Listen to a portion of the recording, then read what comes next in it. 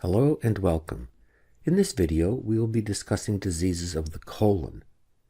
The GI tract is easily organized by segment, mouth, esophagus, stomach, and so on. And then for each segment, organizing the pathology by the most important congenital errors, acute inflammatory disease, including infections, degenerative and autoimmune diseases, and neoplasia is effective. For the colon, the most important congenital disease is Hirschsprung's disease, which is a failure of migration of the neural crest cells. And these make up the ganglion cells that regulate the myenteric plexus. The commonest defect is in the RET gene, and this is often associated with other abnormalities such as trisomy 21. With an inability to have a functional myenteric plexus, this then leads to a failure of peristalsis, which leads to a functional bowel obstruction. Here we can see a picture of what the ganglion cells look like. Here we have the surface colonic glands with the muscularis mucosae, and then below this we can see these large, very distinctive plump glands. And these actually are the ganglia that regulate the myenteric plexus and peristalsis. So later when we talk about diagnosis and we talk about mucosal biopsies down into the submucosa to look for ganglia, these are the cells that are looked for to establish the diagnosis, and then later in surgery to establish how much has to be resected until these are present and the bowel can be made functional. The presentation of Hirschsprung's disease has some degree of variation because it really depends upon how large the aganglionic segment is. If there is a short segment, which is only 1 to 2 centimeters of bowel that's non-functioning, this typically presents as a childhood constipation. If, however, the aganglionic segment is greater than several centimeters, then this presents as a functional obstruction in the neonate. On physical exam, one might have a blast sign, so that when one introduces the digit and opens the aganglionic segment up, there can be a massive outpouring of fecal contents. Testing is by biopsying the mucosa to show that there is an absence of ganglia. The natural history is one of required treatment, and this typically is resection of the abnormal segment. If one were visualizing the colon, the obstruction leads to dilation above the aganglionic segment, which itself is quite skinny because there's no peristalsis. So one then could expect the resection to be somewhere in this area above the narrowed aganglionic segment. Appendicitis is a very common surgical disease of childhood, and the key pathophysiologic start is one of obstruction of the appendix. The two commonest causes are a fecalith in adults, fecalith being a hard dehydrated portion of feces, versus lymphoid hyperplasia in childhood following the reactive changes after infection, such as a viral infection.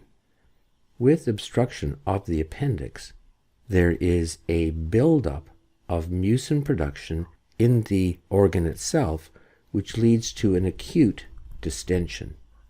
This distension stretches the bowel and triggers the sensory cells in the gut. Note that these sensory cells are non-myelinated C fibers. These typically only react to stretching and inflammation, and they are non-localizing, so this leads to a referred pain.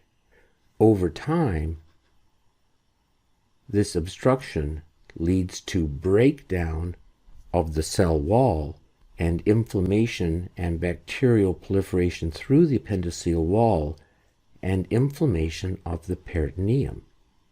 The peritoneum is innervated by sensory fibers, the A delta fibers, which are somatic, and therefore these are localizing.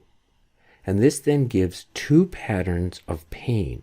The initial distension pain is referred by the body as a periumbilical, in which the body assumes the pain is coming from the embryologic origin of this region, which is about T10. The physical exam in this setting will be negative because there's no inflammation yet. And testing will not be helpful unless there's significant dilation, which might be appreciated by ultrasound. With the development of peritonitis, the pain now becomes localizing and it shifts down into the right lower quadrant.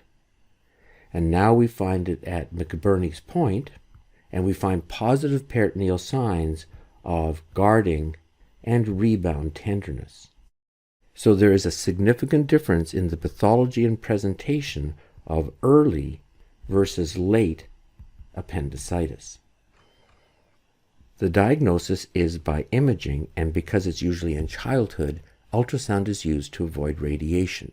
And what one finds is an enlargement of the appendix, so that the appendix is greater than 6 millimeters in diameter. With later disease, we might also be able to find cytokine effects. IL-1 leads to fever. IL-6 leads to the acute phase reactants, and so there's an elevation of C-reactive protein. TNF-alpha leads to malaise and anorexia, and IL-17-23 complex leads to an increase in release of neutrophils from the bone marrow and a left shift. Acute appendicitis is a medical emergency. The prognosis carries with it a mortality due to rupture and peritonitis. Rupture is the great concern, and the peritonitis is life-threatening. If the omentum can wrap around the rupture, one can get loculated pus, and this is called a phlegmon. Surgery for right lower quadrant pain can sometimes lead to surprises, and these include a finding of Crohn's disease, a mucocele, which is a benign mucinous cystadenoma, or of carcinoid tumors. Appendix is the commonest place to find carcinoids. It can be an incidental finding, and the behavior is benign if the size is less than 2 centimeters. The treatment of acute appendicitis is still consistently surgical. There have been reports of the use of antibiotics, but these have not been reliable enough to suggest that this can be used in routine practice. Diverticular disease is extremely common in Western societies. 60% of adults will have this disease by age 60 years. Curiously, in the West, 85% is on the left side, while in Asia, it's most common on the right side. The pathophysiology is one of increased luminal pressure, and because the diameter of the sigmoid is the smallest for the colon, most of this disease is found in the sigmoid colon. If one looks at the structure of the colon, it looks like this. It arises from a mesentery, and the colon sits inside the serosa. And the blood supply, which comes in as vasa recta, enters the bowel where there is a break in the muscularis, where there are tinea.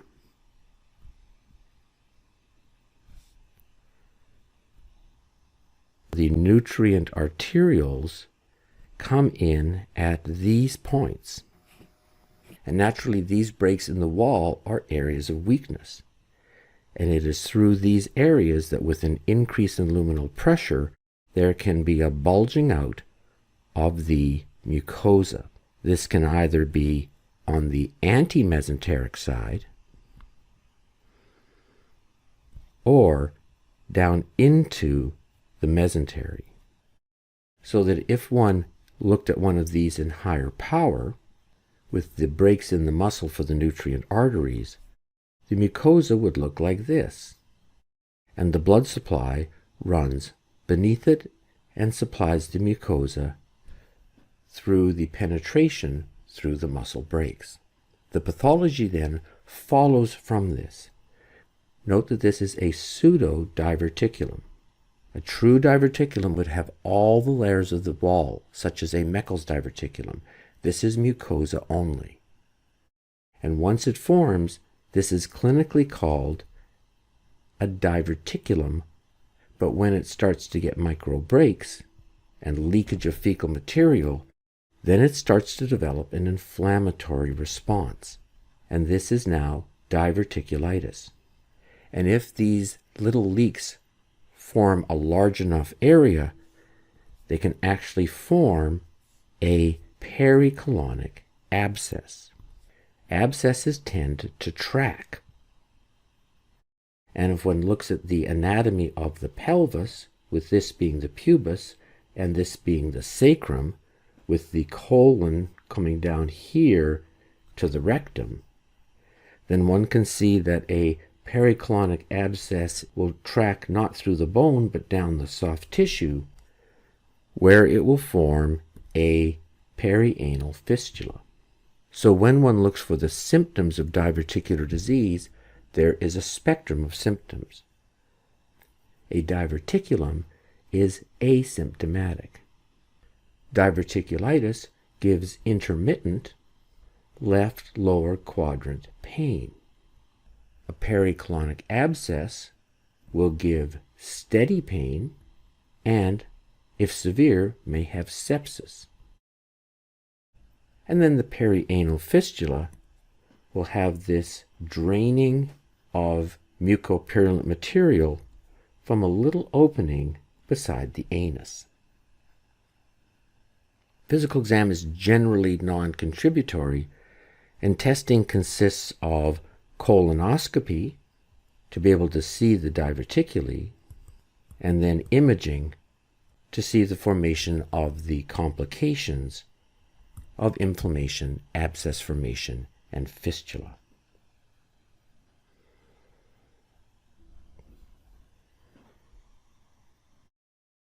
Here we see the diverticuli from colonoscopy.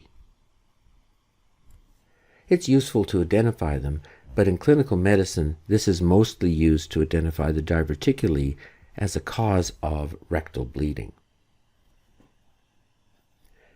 The natural history of diverticulosis is mostly benign, and 85% will remain asymptomatic for the patient's life. Of the 15% that are symptomatic, 5% will develop inflammation. And of these, 15% will develop complications. And as we've noted, these are mostly abscess, perforation, if it's an antimesenteric diverticulum, and fistula in ano. The commoner complication is that of bleeding. In general, uncomplicated disease is treated with a course of antibiotics, while the complications of abscess formation, etc., and bleeding are treated with surgery. Both ulcerative colitis and Crohn's disease are included in the category of chronic inflammatory bowel disease. When one is talking about ulcerative colitis, this is a disease that starts in the rectum and proceeds in a confluent manner proximally. And if one does a biopsy of the mucosa that's affected, all one sees is acute inflammation of the mucosa called mucositis. By comparison, Crohn's disease arises in the ileocecal tissue, and it can involve the entire bowel. So one can see it, for example, in the mouth. The affected areas occur as skip lesions with areas of intervening normal bowel. If one biopsies the mucosa, one can see granulomas, and this inflammation is full thickness. And this is a critical finding because it leads to the formation of fistulas. There is a genetic component, and of particular importance, it has an HLA-B27 link, and one tends to see the joint complications of that. When one looks at the symptoms of presentation, one can see that ulcerative colitis is going to have bloody diarrhea. They also have the distinctive finding of tenesmus, which is a sense of incomplete emptying after defecation. By comparison, Crohn's disease is going to have right lower quadrant pain. Any diarrhea that it has is intermittent and, importantly, typically non-bloody. Physical exam tends to be non-contributory, although we'll talk about the extracolonic manifestations, which are an important part of the physical exam. Testing is going to be by colonoscopy, and the presence of granulomas on biopsies is very helpful. Imaging is also useful for identifying pericolonic issues, especially with fistula formation in Crohn's disease. The natural history is highly variable. Some people have an initial attack and no further problems, and some people have ongoing progressive disease and are very unwell. The complications include extracolonic manifestations. Both Crohn's and ulcerative colitis have involvements of the joints. Note that this is HLA-B27, so one often gets lower back involvement. Both have involvements of the eyes. This can be a uveitis most commonly. And both have involvements of the skin with erythema nodosum. Unique to ulcerative colitis is primary sclerosing cholangitis and a very high risk of adenocarcinoma. Crohn, because of its involvement of terminal ileum, has malabsorption of vitamin B12. In addition, the terminal ileum absorbs the bile salts, and so the patients have an increased risk of gallstones. Other complications, ulcerative colitis can develop a toxic megacolon in which the bowel simply stops working and dilates as an entire functional obstruction. This requires surgical resection. The treatment tends to be based on the fact that one can put the medication topically in the colon. The common medical treatments include sulfasalazine and topical steroids. If there are areas of obstruction or other problems, surgical resection is part of the treatment, more of Crohn's than of ulcerative colitis. Polyps are a very common finding in medicine because of the extensive use of endoscopy. And the commonest polyp that one is going to find is the hyperplastic polyp. These are entirely benign. No one knows what starts them, and they can be safely ignored. Juvenile polyps are seen in children, and their peak incidence is at ages 2 to 5 years. This is the commonest cause of rectal bleeding in children. Sporadic polyps are considered benign and have an unknown etiology. If there are greater than 5 polyps, then one must look for a hereditary syndrome, and this is naturally called juvenile polyposis syndrome. And these have about a 40% lifetime risk of developing adenocarcinoma. Hamartomatous polyps, a hamartoma is normal cells forming abnormal tissue, are associated with Peutz-Jeghers syndrome. This is an autosomal dominant disease in which there is loss of function of a tumor suppressor. This leads to a lifetime risk of adenocarcinoma of 80%, and this can occur in any of the ductal organs, including gut and pancreas. Peutz-Jeghers has the characteristic finding of freckles on the mucosal surfaces, so that around the mouth there are all of these lentigines, which are a characteristic finding to reveal the disease. Adenomatous polyps are benign neoplasms. They are all precursors for adenocarcinoma, and for this reason they're all surgically removed when found. Just a number of terms as we discuss this.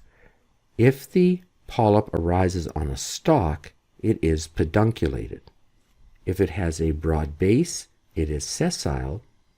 And if it goes all the way around the bowel, it is called annular. Histologically, tumors can be adenomatous, in which there is a surface epithelium and the glands underlie it, or they can have finger-like structures, and this is considered villous.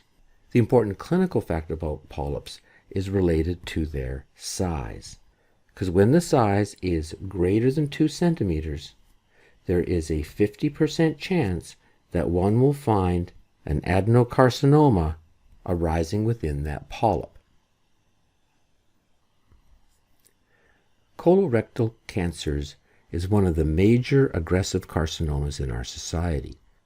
Its epidemiology is the number 3 cause of death by cancer. Note that it is soon going to go to number 2 because we've had such improvements in the treatment of breast cancer. It is a cancer found in developed nations, and it has a number of important risk factors. These include age. The risk of cancer increases with age, and this obviously has important implications for screening, which should start somewhere in the age of 40 to 50 years. It has important hereditary syndromes. These include familial adenomatous polyposis syndrome, Lynch syndrome, and the just discussed Peutz-Jeghers syndrome. It is associated with chronic inflammatory bowel disease, ulcerative colitis, more than Crohn's. And it is associated with lifestyle choices. It is increased in obesity, with Western diets, which are high in meat and fat and low in fiber, and cancer is increased in people that have very little exercise. There are a number of important molecular pathways in colon cancer. The general molecular pattern is what is called the adenoma-carcinoma sequence, because all carcinomas arise in an adenoma. The first mutation that is seen is a loss of inhibition by the APC protein. This then begins the journey of a hyperplastic to an early adenoma. The next commonest mutation is a gain of function in KRAS, and we'll look at that molecular pathway when we come to the hereditary syndromes. This then becomes a late adenoma. There are a number of other possible mutations that follow until one gets to the critical loss of function of the protector of the genome, TP53. And with loss of this guardian, one then gets to carcinoma. And then there is a series of random mutational events that allows the tumor to metastasize. The critical findings in this are of APC, KRAS, and P53. The APC beta-catenin pathway is seen in sporadic adenocarcinomas of the left-sided cancers of the colon. In the familials, This is the defect of the familial adenomatous polyposis syndrome. The pathway has a ligand of WNT with a receptor called frizzled, and frizzled inhibits the APC protein complex, which itself inhibits beta-catenin. If beta-catenin is present, it can go into the nucleus where it activates transcription factors for a growth signal. And one can appreciate that in colonic mucosa, where the average cell life is a matter of days, there's a significant ongoing signal for growth down in the crypts, and that signal then is regulated by the APC inhibitor. The second important pathway is the mismatch repair defect pathway. If this is sporadic, it is seen in the right colon due to methylation. In the hereditary pathways, this is the Lynch syndrome. The mismatch repair family of Lynch syndrome is an autosomal dominant defect in the mismatch repair proteins, which go by the difficult names of things like MLH1 and MSH2, and there are others. But what these do is they fix substitution errors.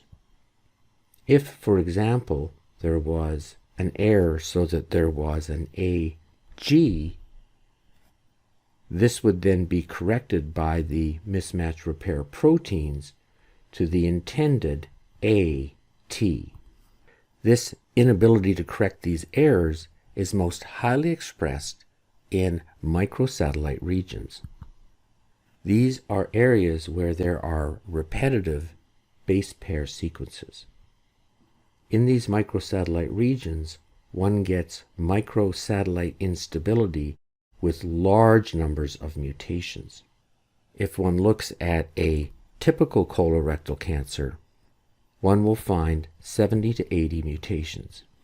If one looks in the colorectal cancer of a Lynch patient, one will find 1,300 to 1,500 mutations. So when one talks about microsatellite instability leading to numerous mutations, it's quite remarkable.